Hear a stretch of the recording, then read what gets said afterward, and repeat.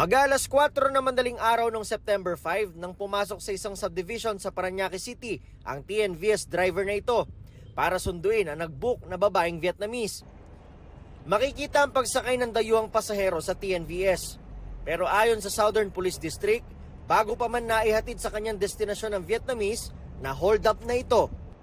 May kasabot daw ang driver ng TNVS. Naikot-ikot siya nitong ating suspect driver. Tapos, meron din pong sumakay na isa pang nakasabwat nitong ating driver. Tinutukan daw ng patalim ng kasabwat ng driver ang biktima.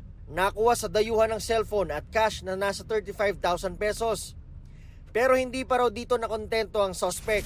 Matapos ang nakawan kung ano yung kanyang pera at saka yung kanyang cellphone, is ginahasa din po yung ating Vietnamese na victim. So, bago po siya maibaba, nanakawan na siya at nagahasa pa siya. Ayon sa Southern Police District, matapos nakawan at gahasain ng 32 anyos na biktimang Vietnamese, ay ibinaba ito ng mga sospek sa Barangay San Dionisio, Parañaque City. Dito na raw nagkaroon ng pagkakataon ng biktima na magsumbong sa mga pulis.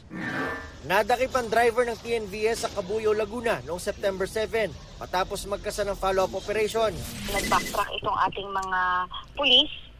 Nakita po yung CCTV, kaya po na-verify natin yung plaka ng sasakyan na ginamit nila. Pinakita rin po niya yung license niya nang pumasok siya sa loob ng subdivision.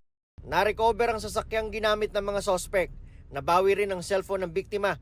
May nakuha rin sa sospek na pocket knife, kalibre 45 baril at loaded magazine. Umako naman po siya doon sa ginawa nila. Modus na po ito nitong ating mga suspects. Although mga ilang beses na nilang nagawa, hindi po sila nahuhuli dahil wala pong nagre-report. Iginit din ng driver na suspect na hindi siya kasama sa nanggahasa, kundi ang kasabwat niya lang. Kinumpirma naman daw ito ng biktima. Pinaghahanap pa ang kasabwat ng driver ng TNVS na ayon sa mga pulis ay alam na nila ang pagkakakilanlan matapos aminin ng driver na suspect na kapitbahay lang din niya ito.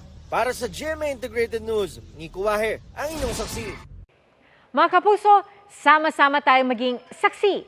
Mag-subscribe sa GMA Integrated News sa YouTube at para sa mga kapuso abroad, samahan niyo kami sa GMA Pinoy TV at sa www.gmanews.tv.